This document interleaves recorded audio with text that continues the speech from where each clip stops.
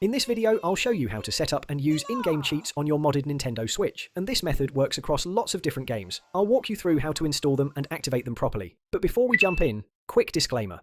This video is for educational purposes only. Modifying your Nintendo Switch comes with risks. You can void your warranty, you can brick the console if you do something wrong, and you can also get the system banned from online services if you take a modded setup online. Only do this if you understand what you're doing and you're happy to take full responsibility for your own device. I'm not responsible for any damage, data loss, or bans that happen as a result of you following this guide. Also, I'm not here to promote piracy. This is for homebrew, customization, and using backups of games you own. Thank you. Let's continue. Before we begin, I'm assuming you've followed my earlier guides on setting up the SD card and downgrading from firmware 21.2 to 20.5. That's because if you're on a different setup, you might run into compatibility issues while following this guide. If you already have a modded Switch and just want to enable cheats using this method, that's totally fine. Just be aware you might hit the occasional error along the way.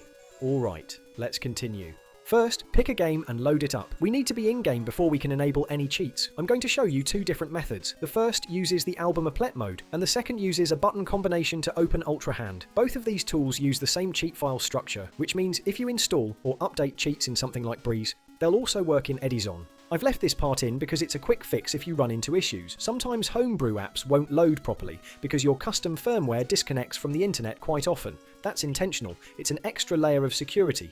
You don't need to be connected all the time, and generally speaking, the less your CFW environment talks to the internet, the lower the risk when it comes to system bans. If that happens, just reconnect to the internet and continue. Now open the photo album, then launch Breeze. Select Download, update the cheat database, and make sure the app itself is up to date. Once that's done, go back and open the cheat menu. From here, you can toggle cheats on and off. Or, if you prefer, you can enable them another way using Ultrahand. You might have already noticed the music playing in the background. Some of those classic tracks from the NES and SNES era still give me goosebumps when I hear them. Let me know in the comments if you recognise which game this one's from. While you're in-game, press the left shoulder button, click in the right stick, and press down on the D-pad, all at the same time. That will open up Ultrahand.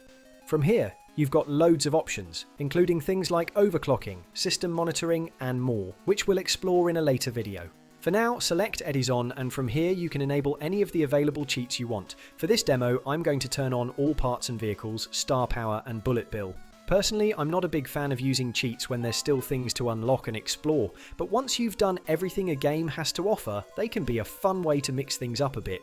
And dropping the occasional surprise star or bullet bill on your friends and family can definitely spice things up. Just don't tell them how you did it. Look at that, all vehicles and parts unlocked and ready to go without having to grind through the game to get them. And remember, this method works for other games too.